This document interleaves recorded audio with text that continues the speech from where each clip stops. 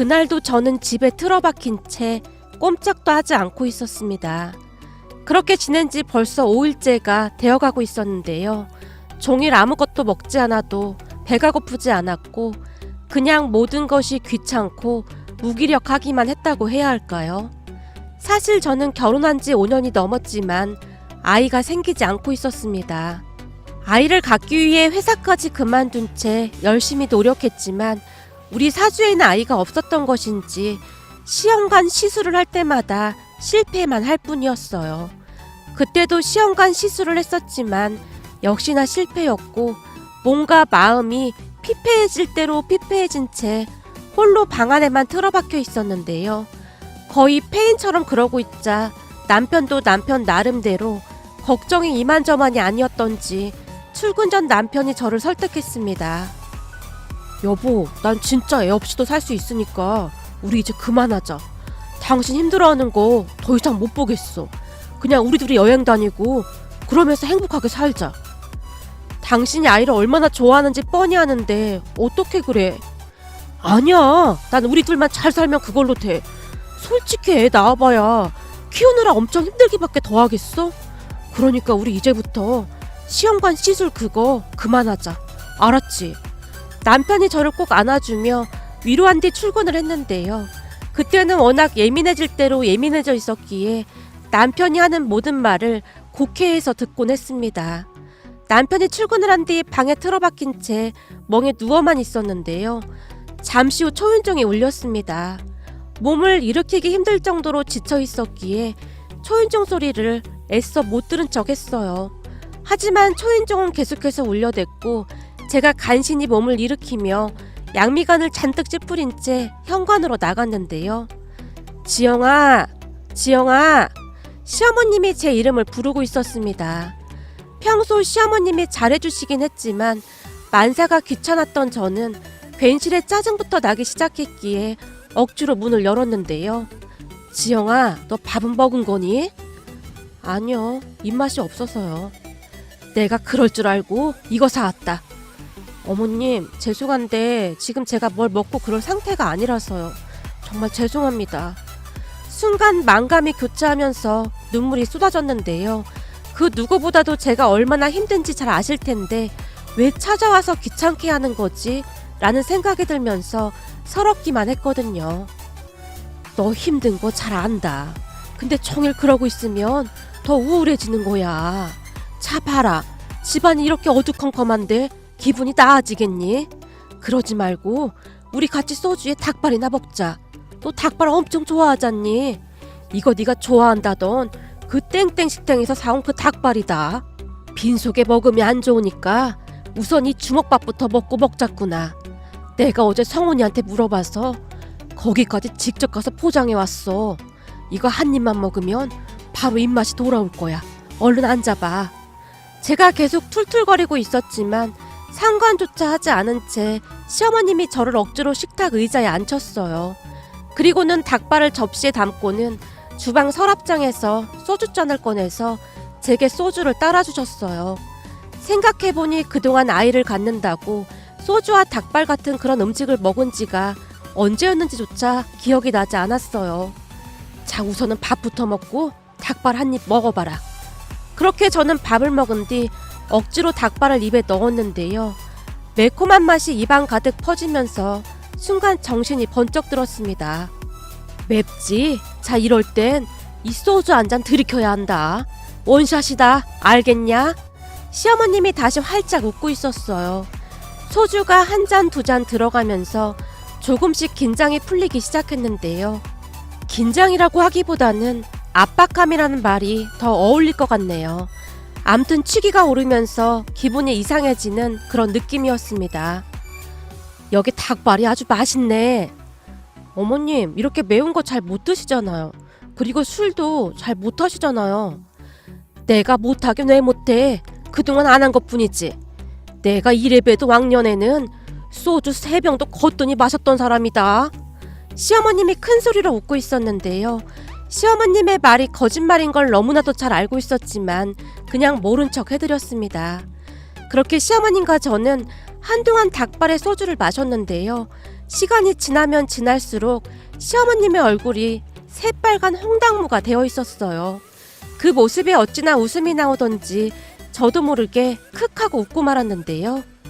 근데 갑자기 왜 웃는 거냐? 지금 어머님 얼굴이 완전 홍당무 같아요. 진짜 괜찮으신 거예요? 저 지금 기운이 없어서 어머님 쓰러지시면 못 얻는단 말이에요.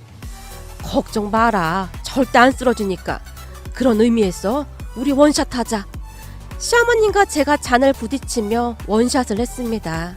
우리 시어머님은 배려심도 많고 인자하신 그런 분이십니다. 그랬기에 결혼 후 5년 동안 아이가 생기지 않았지만 제게 단 한마디도 하지 않는 그런 분이셨거든요. 다만 항상 같은 말만 되풀이 하셨는데요. 지영아, 자식도 말이다. 내가 있어야 존재하는 거다. 그러니까 네가 먼저 행복해야 한다 그 말이야. 너무 그렇게 애쓰지 말고 마음 편하게 먹자. 정 안 생기면 둘만 살아도 되는 거 아니겠니? 라는 말씀을 하시곤 했거든요. 그런데 그날은 시어머님이 제게 뜻밖의 이야기를 꺼내셨어요. 지영아, 그동안 니들한테 굳이 말할 필요가 없어서 내가 말은 안 했는데 우리 어머니, 그러니까 니들 외할머니 말이다. 외할머님 왜요? 사실 말이야, 우리 어머니가 내 친어머니가 아니란다. 시어머님이 애써 아무렇지도 않은 듯 말을 이어가셨는데요. 내 생모는 내가 어릴 때 집을 나갔었다.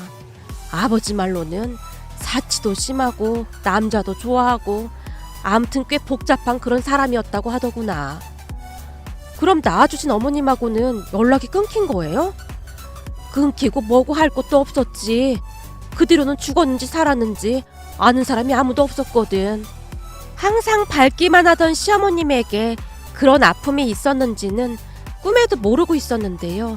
시어머님 말로는 그 사실을 시아버님만이 알고 있다고 했습니다. 그러니까 남편과 도련님조차도 모르고 있었다고 하네요. 근데 내가 지금에 와서 왜 이런 이야기를 하는지 궁금하지? 네, 근데 외할머님이랑 어머님이랑 사이가 워낙 좋으셔서 새어머님이실 거라고는 꿈에도 생각해 본 적이 없어요. 내가 하고 싶은 얘기가 바로 그거다. 우리 어머니는 생모와는 전혀 다른 그런 사람이었거든. 피 한 방울도 안 섞인 나를 참 애지중지 키워주셨단다. 그때는 주변에서 새엄마가 잘 키울 수 있을까 하고 의심의 눈초리로 보기도 했었는데 우리 어머니는 정말 다정하시고 따뜻한 분이셨어. 네, 저도 그건 잘 알고 있어요. 외할머님 정말 좋은 분이세요. 그래 맞다. 그때 자식도 안 낳고 나 하나만 보면서 사셨잖니. 지금 생각해봐도 어떻게 그럴 수가 있는 것인지 참 이해가 안 되기도 하는데 말이다. 언젠가 한 번은 내가 어머니한테 물어본 적이 있어. 엄마, 내가 친자식도 아닌데 어떻게 나를 친자식처럼 키운 거야? 난 엄마랑 살면서 엄마가 내 친엄마가 아니라는 생각을 해본 적이 없어. 엄마가 그만큼 나를 사랑해주고 있다는 게 느껴졌거든. 라고 말이야. 그랬더니 우리 어머니가 빙그레 웃으시더니 내게 그러더구나. 꼭 낳아야만 자식인 건 아닌 거야. 내가 직접 품 안에 안아서 재우고 밥해서 먹이고 같이 웃고 울고 그렇게 살다 보면 그냥 내 자식인 거지. 자식이 뭐 별거 있는 줄 알아? 라고 하시더구나. 시어머님이 저를 뚫어져라 바라보며 미소 짓고 계셨어요. 내가 그걸 들으며 느낀 건데 자식은 꼭 낳아야만 자식이 아닌 거다. 우리 어머니랑 나처럼 그런 엄마와 딸 같은 인연도 있다 그 말이야. 내 말 뜻 알겠니? 네, 어머님. 너 내가 왜 이런 말 하는지 궁금하지? 네, 저기 말이다. 난 네가 앞으로도 행복했으면 좋겠다. 그 정도 했으면 너도 많이 노력한 거야. 그러니까 이제부터는 마음을 좀 편히 가졌으면 좋겠구나. 이 사람의 인연이라는 게 참 복잡하기도 하고 신기하기도 하잖니. 그래서 내가 곰곰이 생각해봤는데 기분 나쁘게 생각하지는 말고 이건 그냥 내 생각일 뿐이다.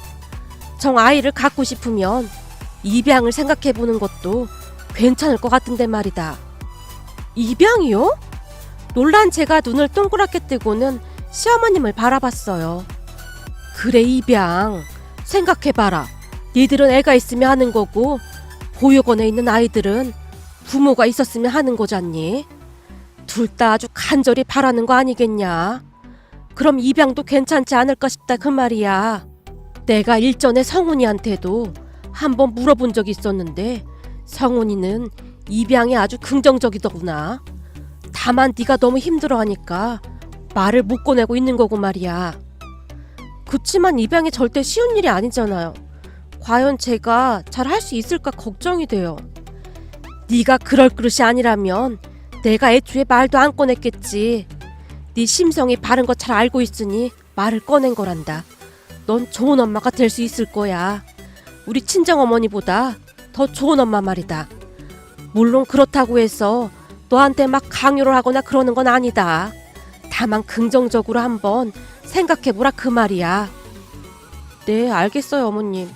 저기 어머님, 근데 그이가 장남인데 어머님 아버님은 괜찮으시겠어요? 그게 무슨 상관이야. 지금이 조선시대도 아니고 니들만 행복하면 그걸로 된 거다. 알겠니? 네, 알겠습니다. 한번 진지하게 생각해 볼게요. 라며 제가 고개를 끄덕이고 있었습니다. 그런 저를 보던 시어머님이 한마디를 더 하셨는데요. 저기 안사돈이 이런 말은 절대 하지 말라고 했는데 말이다. 안사돈이라고 하면 우리 친정엄마요? 그래, 안사돈 말이다. 어제 그저께 안사돈을 밖에서 따로 만났는데 말이다. 너 시험관 시술이 이번에도 잘 안 됐다는 얘기를 들었다면서 나를 잡고 통곡을 하지 않았겠냐? 엄마가요? 그래, 안사돈이 나를 붙잡고 몇 번이나 미안하다고 하던지 안타까워서 나까지 눈물이 나더구나. 아니 엄마가 왜? 왜긴 왜겠어. 네가 시험관 시술만 하고 오면 이러고 집안에 틀어박혀 버리니 안사돈 심정이 어떻겠니? 라며 시어머님이 엄마와 만난 이야기를 해줬어요. 시어머님 말에 따르면 시어머님을 보자마자 엄마가 눈물을 뚝뚝 흘렸다는데요. 사돈, 큰아들 결혼한 지 한참 돼서 손주를 많이 기다리실 텐데 저희가 면목이 없습니다. 그게 왜 사돈 잘못입니까? 아무래도 우리 딸이 몸이 약하다 보니 그런 게 아닌가 싶어서요. 무슨 그런 말씀을 하세요. 의사 말이 둘 다 큰 문제는 없다고 하지 않습니까? 그러니 그런 말 하지 마십시오. 그리고 저희는 손주 생각 별로 없습니다. 생기면 낳는 거고 아니면 둘이 잘 살면 되는 거 아니겠습니까? 제가 보니 요즘은 애 안 낳고 잘 사는 젊은 사람들도 많던데요. 뭘 그런 걱정을 하세요? 라고 말을 했다는데요. 엄마는 그저 몇 번이나 미안하다는 말을 했다고 합니다. 한동안 말을 하던 시어머님이 제 손을 꼭 잡은 채 말씀하셨어요. 지영아, 그게 친정엄마 마음인 거야. 그동안 너도 힘들었겠지만 사돈도 얼마나 힘들었겠니. 그러니 네가 얼른 털고 일어나야지. 언제까지 집안에 틀어박혀서 이러고 있을 거야. 그리고 아까 내가 말한 것도 한번 잘 생각해보고. 네, 어머님. 라고 대답하고는 시어머님 품에 안겨서 한동안 눈물만 흘렸답니다. 그 뒤 우리 부부는 입양에 대해 진지하게 생각하게 되었습니다. 아이를 꼭 낳아야 한다는 생각만 하고 있을 때는 입양에 대해서 관심도 없었는데요. 조금씩 관심을 갖고 보니 용기가 생겼거든요. 그렇게 우리 부부는 입양에 대해서 알아보고 또 알아봤습니다. 그리고 얼마 뒤 보육원에서 한 남자아이를 입양했습니다. 보육원 원장님의 말을 들어보니 한 번 파양당한 아픔이 있는 아이라고 했어요. 남편은 아예 기억이 없는 아이를 입양하자고 했지만 보육원에 처음 가던 날 슬픔 가득한 눈으로 멍이 앉아있던 아들의 눈빛이 한동안 잊혀지지가 않았습니다.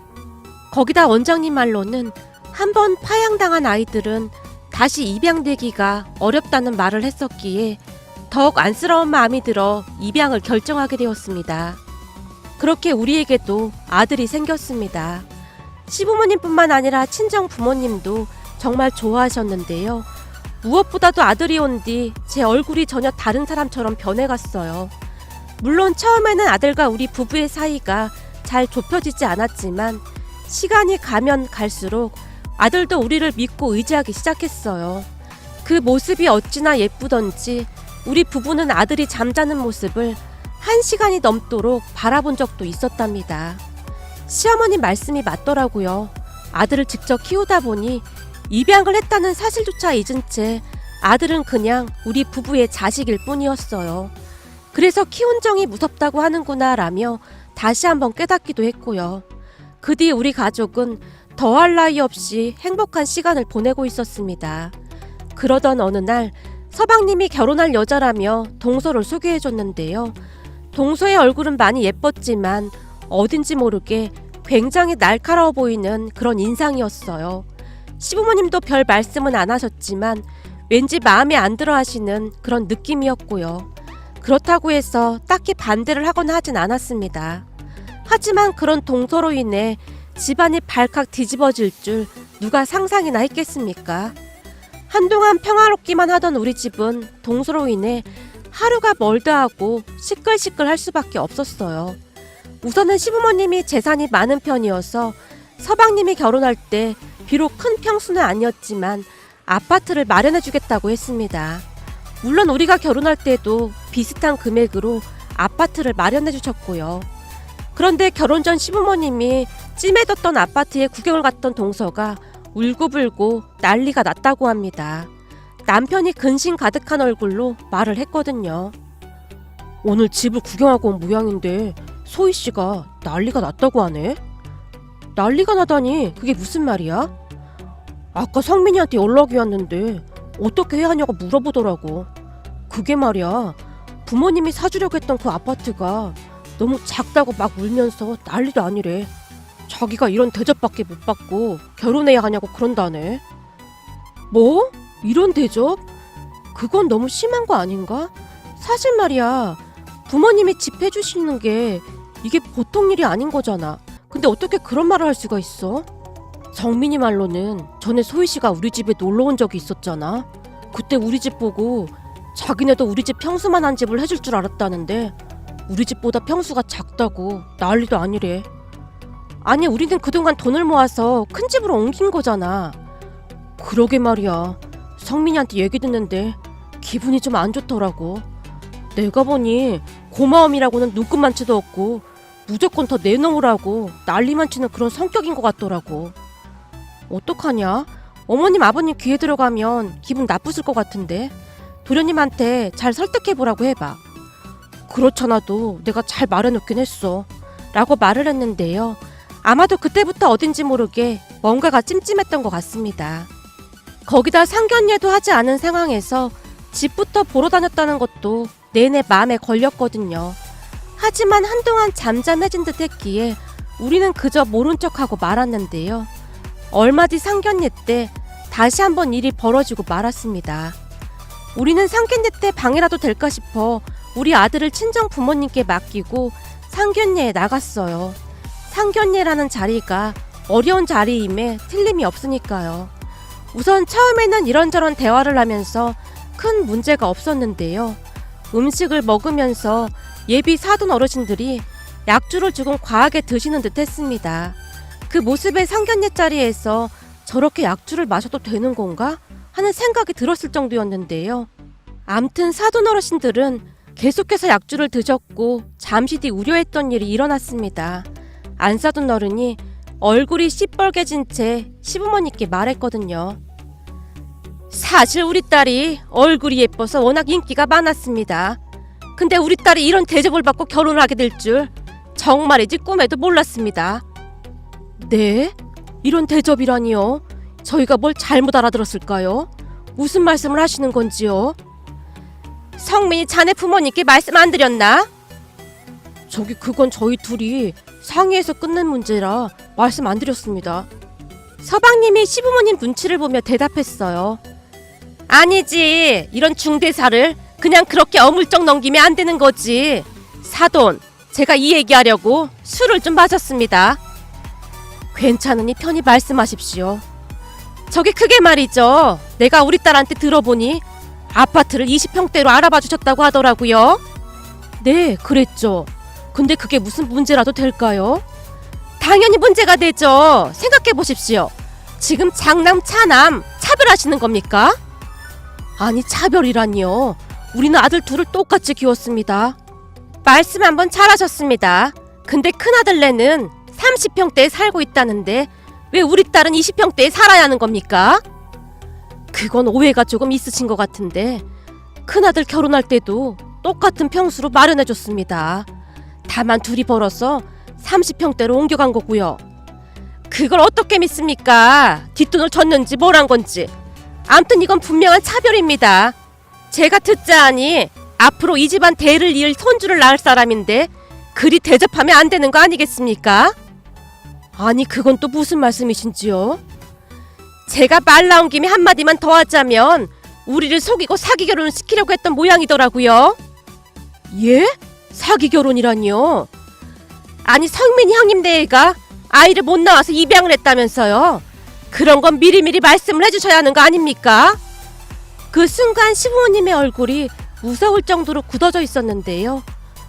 아니 입양을 한 게 뭐가 잘못된 건가요? 누가 잘못했다고 그러는 겁니까? 그런 건 숨김없이 결혼 전에 말해야 하지 않느냐 그 말인 거죠. 예비 안 사둔 어른이 계속해서 넘지 말아야 할 선을 넘고 있었고 도련님이 놀란 채 대화에 끼어들었습니다. 저기 어머니, 그 부분은 제가 이미 소희한테 말을 했던 것 같은데요.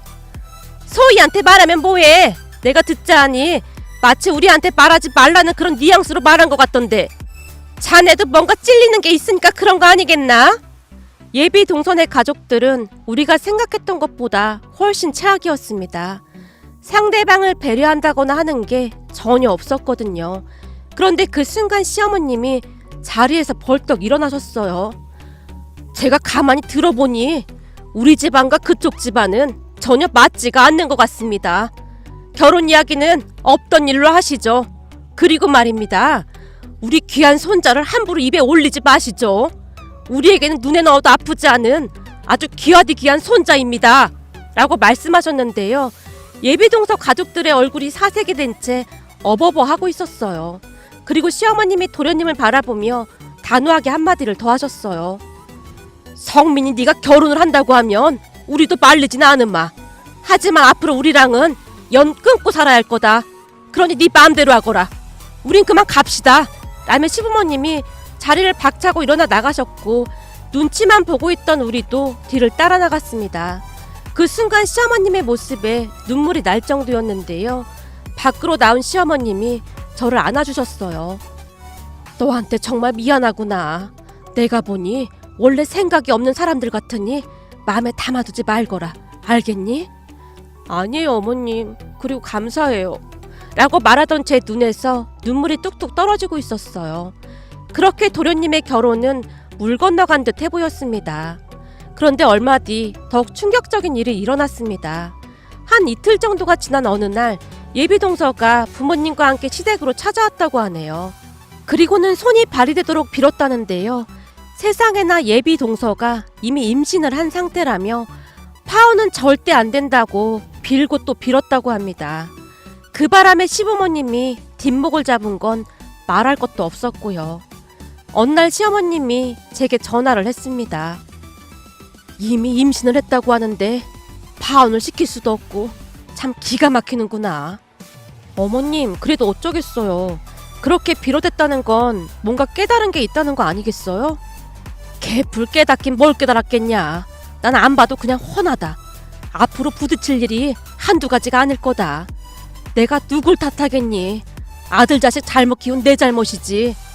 전화를 끊기 전 시어머님이 땅이 꺼져라 한숨을 내쉬었어요. 결국 도련님은 다시 결혼 준비를 하기 시작했는데요. 나중에 보니 동서는 모아놓은 돈도 얼마 없었어요. 그러면서 집에 대해 그토록 난리를 친 부분이 더욱 이해가 되지 않았습니다. 하지만 이미 임신을 했다고 하니 더 이상 어찌할 수도 없었고 그냥 몸만 오는 조건으로 결혼식을 올렸습니다. 결혼한 후에도 동서는 참 대단하기만 했는데요. 혹여나 저를 만나기라도 하는 날이면 제가 묻지도 않은 이야기들을 하곤 했어요. 뱃속에 아이가 혼수인데 따로 혼수를 해올 필요가 있나요? 형님도 알다시피 요즘 애 갖는 게 보통 힘든 일이 아니잖아요? 라고 말이죠. 그렇듯 동서는 시댁 가족들 앞에서는 안 그런 척하면서 저와 둘만 있을 때는 전혀 다른 사람이 되곤 했습니다. 거기다 우리 아들을 바라보는 눈빛도 마음에 안 들었는데요. 어느 날은 팔짱까지 낀 채 제게 물었어요. 형님, 제가 궁금해서 그러는데요. 왜 아들로 입양했어요?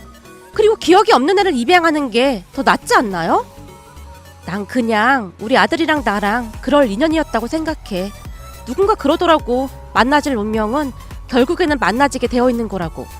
부모와 자식 사이에 다른 이유가 꼭 필요한 건 아니잖아. 그건 형님처럼 애를 못 낳는 사람들이 미안하니까 그럴싸한 이유를 갖다 붙이는 거고요. 동서가 우리 아들을 노려보며 말하다가는 살짝 제 눈치를 보며 다시 말했어요. 형님, 제가 보니까 어머님 아버님이 쟤를 엄청 예뻐하더라고요. 동서, 제가 아니라 동서한텐 족하겠지. 앞으로 말 조심 좀 해줬으면 좋겠는데.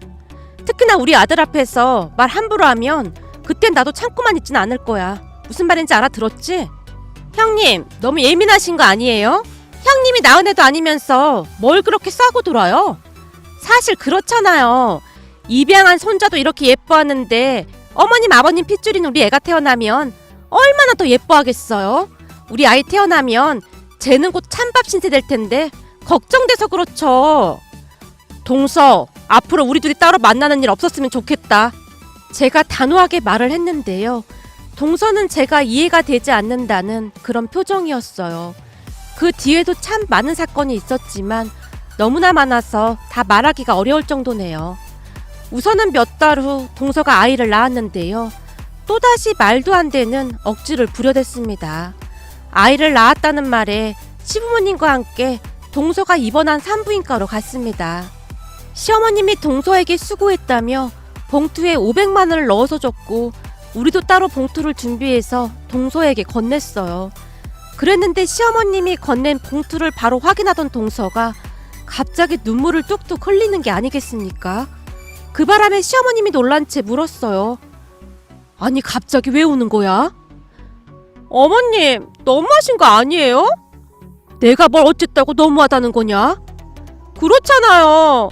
제가 들어갈 산후조리원 비용이 1,000만 원이 넘는 곳인데 꼴랑 500만 원만 주시면 거길 어떻게 들어가요? 뭔데 산후조리원비가 그렇게 비싸?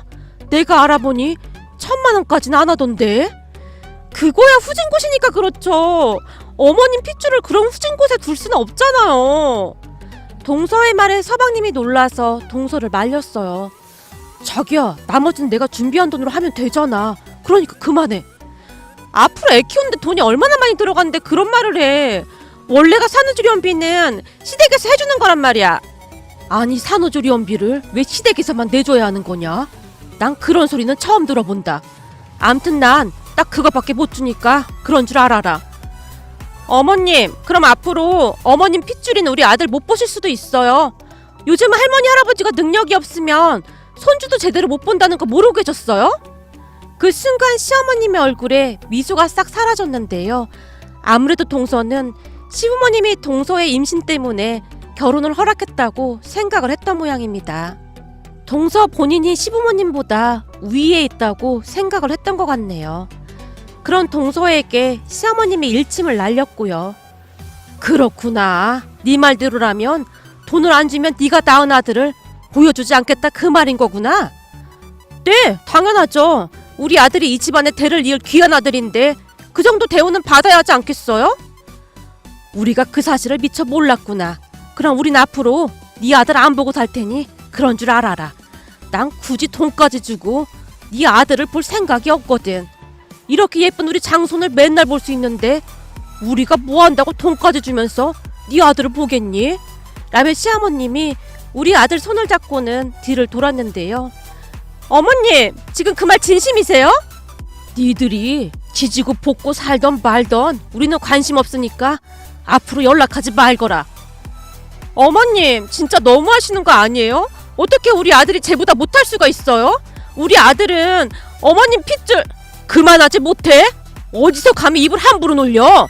앞으로 우리한테 절대 연락하지 말거라. 그네야, 가자. 놀란 우리 부부가 시어머님을 따라 나갔습니다. 그냥 가만히 있어도 중간은 갔을 텐데 동서는 생각이 없어도 너무나 없어 보였어요. 그 뒤 시부모님은 서방님 부부와 완전히 연을 끊었습니다. 서방님과 동서가 전화를 해도 절대 받지 않았거든요. 언젠가 한 번은 서방님과 동서가 시댁으로 찾아간 모양인데요. 시부모님이 문도 열어주지 않았다고 합니다. 결국 안사돈 어른이 다시 시어머님께 연락을 했다는데요. 사돈, 아무리 그래도 우리 딸이 낳은 손자가 사돈 핏줄인데 이리 내치신다니 조금 서운하려고 합니다. 그만하면 우리도 해줄 만큼 해준 것 같은데 뭐가 서운하다는 겁니까? 요즘 집을 사주는 부모가 몇이나 될까요? 그런 걸 고마워할 줄 모르는 아이와는 더 이상 마주하고 싶지 않습니다. 그리고 제가 감히 한 말씀만 드려도 되겠습니까? 자꾸 우리 장손을 보고 입양이 어쩌니 저쩌니 하시는데 그때도 말씀드렸다시피 우리에게는 세상 그 무엇과도 바꿀 수 없는 소중한 아이입니다. 그러니 말 함부로 하지 마시죠. 요즘 세상에도 입양을 사돈 가족처럼 생각하는 사람들이 있다는 게 정말 믿어지지가 않습니다. 이번 기회를 계기로 다시 한번 잘 생각해 보시기 바랍니다. 그리고 뭔가 단단히 착각하시는 모양인데요. 우리가 결혼을 허락했던 이유는 이 모든 게 못난 우리 둘째로 인해 일어난 것이니 그냥 받아들인 겁니다. 한마디로 자식 잘못 키운 우리 잘못이 크니 그런 거다 그 말입니다. 앞으로 연락하셔도 전화 안 받을 생각이니 그리 아시고요. 사돈 따님한테도 그리 전달 좀 해주세요. 사돈, 뭘 그렇게 매몰차게 그러시는 겁니까? 라는 말을 했다는데요. 시어머님이 그냥 끊어버렸다고 합니다. 시부모님은 정말 대단했는데요. 그들의 전화번호를 차단해버린 채 일체 연락을 받지 않았거든요. 나중에는 동서가 울며 불며 시댁 문 밖에서 무릎까지 꿇고 빌어댔지만 시부모님은 꿈쩍도 하지 않았습니다. 그렇게 한 2년 정도가 지나갔고 어느 날 우리 부부에게도 기적이 찾아왔답니다. 세상에나 그렇게 안 생기던 아이가 생긴 겁니다. 처음에는 전혀 실감이 나지 않았는데요. 얼마 뒤 산부인과 병원에서 심장 뛰는 소리를 들으니 그제서야 실감이 나더라고요. 시부모님과 우리 부부가 끌어안고 얼마나 눈물을 흘렸는지 모르겠습니다. 그러다가는 시어머님이 우리 아들을 끌어안고는 기쁜 목소리로 말했어요. 이게 다 우리 큰손주가 복을 가지고 와서 그런 거다. 복덩이야 복덩이. 할머니, 내가 복덩이야? 그럼 우리 장손이 복덩이지. 세상에서 제일 예쁘고 사랑스러운 복덩이. 할머니, 그럼 내 동생은 복덩이 동생인 거네? 그렇고 말고 우리 복덩이 동생이지. 시어머님과 아들이 큰 소리로 웃고 있었어요. 그렇게 저는 몇 달 뒤 아들을 낳았습니다. 우리 장남이 제법 형노릇을 잘하고 있는데요. 동생이 칭얼거리기라도 하면 아주 난리가 난답니다.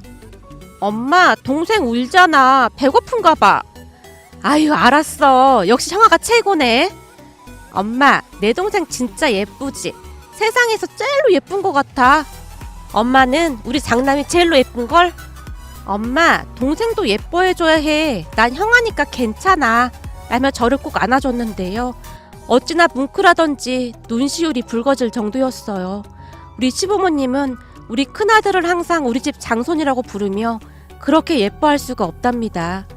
요즘은 구름 위를 걷고 있는 그런 기분이랍니다.